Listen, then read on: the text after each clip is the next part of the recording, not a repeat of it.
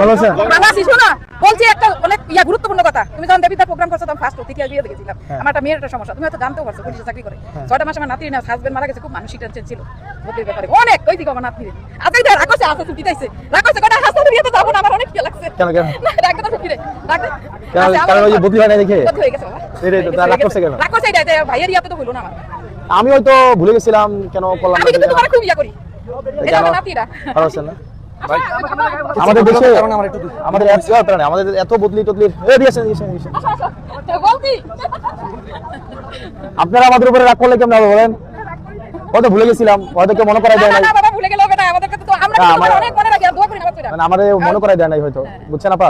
আপনি আছেন কোথায় এখন? সিলেটে পাঠিয়ে দিচ্ছে না? না সিলেট ইচ্ছা করে গেছে। আমার দুই ছেলে সিলেট আছে বাবা। এক ছেলে চলে আসছে সিলেট থেকে, ছেলে মেয়ে ঠিক আছে, আপনার মনে থাকবে আমার।